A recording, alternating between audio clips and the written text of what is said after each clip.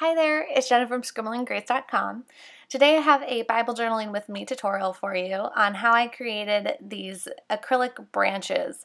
I made this page quite a few weeks ago and I posted a fast process video of it on my social media accounts, and I asked if you guys would like to see the full video process and sort of a tutorial on it, and the overwhelming answer was yes.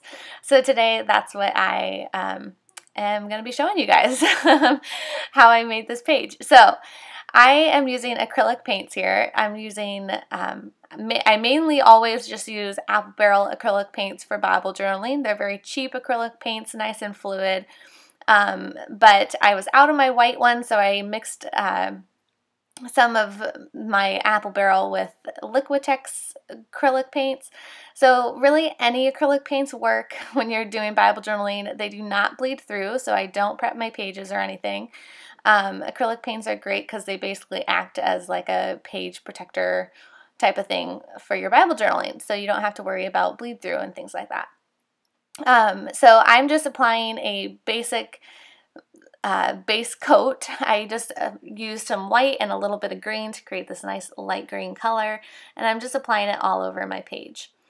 I am using acrylics, but you definitely could do this same page using other materials like watercolors. You could also just color or draw it with colored pencils or use watercolor pencils. There's so many things you can do with this same idea, and because this tutorial really isn't that technique heavy, it's a great one to try new things with, and you can use the shape idea and the idea of the branches and switch it up and do what you would like to do. So this is really mainly for inspiration. I'm gonna go ahead and I'm gonna start painting my branches now. So I'm using a small round paintbrush. I just use really cheap paintbrushes from the department store or the craft store, usually ones that come in the value packs. So I don't use anything fancy. This is a size 8 round paintbrush. And I'm just using brown acrylic paint to create the base of my branches here. You could totally do this as more of a wreath shape. And so basically what I did is I kind of created an oval, but I cut it in half and created 2 branches. But you definitely could do this in a full oval or do a half oval or things like that. So definitely you can play around with the shape as well. So I'm starting off and I just draw out my little branches, and now I'm going to move on to my leaves. You can always lengthen these branches later on as well. So it doesn't need to be perfect, and your shape doesn't need to be perfect either, because nature isn't perfect, and having uneven lines can add a lot to the character of your page. So to do my leaf shapes, I actually have a tutorial on doing watercolor leaves, and I'll link that in the blog post that goes along with this video at scribblinggrace.com/acrylic branches. I'll also put all of the links to all the supplies that I've been using in that blog post as well. So definitely check out that leaf tutorial, because that can help with the technique, and it also includes a free printable with a bunch of other leaf shapes that are fun to try out. So basically, to do this shape, it's just a point at the bottom. You just start with the tip of your brush, and then I like to apply pressure as I go out to the middle of my leaf, and then I release that pressure again to get back to just the tip of my paintbrush. So that creates another point at the tip of the leaf, if that makes sense. If creating all the pressure and stuff just is totally overwhelming for you and you don't want to fiddle with that, you definitely could just use the tip of your paintbrush and draw out a leaf shape and then just fill it in. Easy peasy. I am creating a bunch of leaves. You definitely could add as many or as few leaves as you'd like onto your branch. I like to make them fairly full, And the key to this certain type of branch that I'm creating here is that I'm varying up the direction that the leaves are going. So they're all mainly going in the same direction towards the top of the page, but some are going to be going outward more, some are going to be going upward more, some are going to be really close to each other, and some are going to be farther apart. That just creates that full you know, nature-like image there, I guess. So basically, this is all I'm doing for this whole branch here. I'm just going to keep on painting more and more leaves. So again, I'm just using my brush, placing the brush on the page, applying pressure, releasing the pressure to get that point, and then doing that again on the other side so that I have a nice little leaf shape. The fun thing about this particular style is that it'll look totally cool no matter how you do it. If some of your leaves look wonky, if some of them are kind of a weird shape, or the placement seems a little off to you, once it's all said and done, it's gonna look cool. So don't worry if you're halfway through and you're like, this looks really wonky. Just keep going.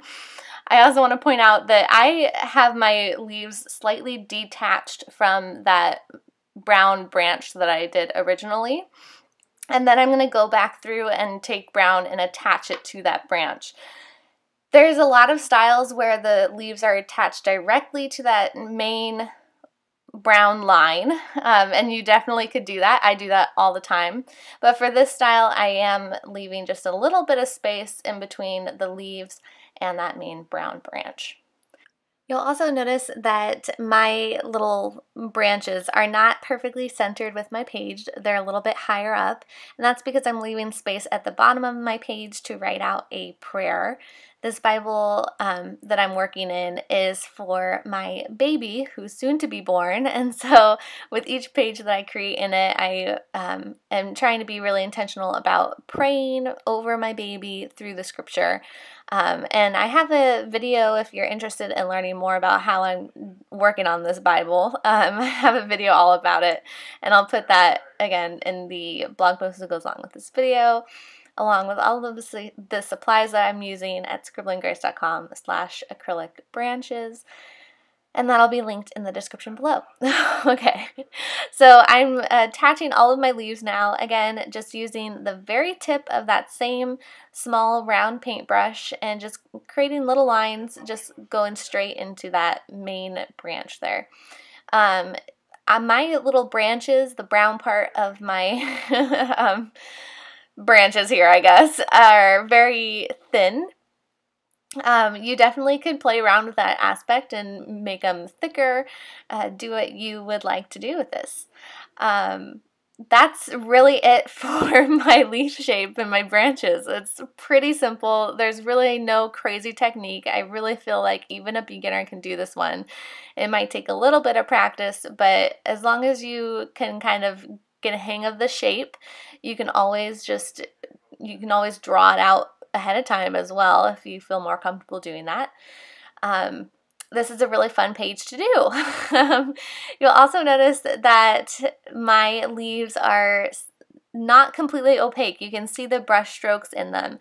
And normally when I'm using acrylics, because they often won't be completely opaque, at least with these apple barrel acrylic paints, I will go over them twice to make sure that you don't see those brush strokes really. But I was really liking the style of it on this page. Seeing those brush strokes, it makes it look a little more natural to me. I guess a little more rusticy. I just dressed up my page using some yellow paint and adding some dots.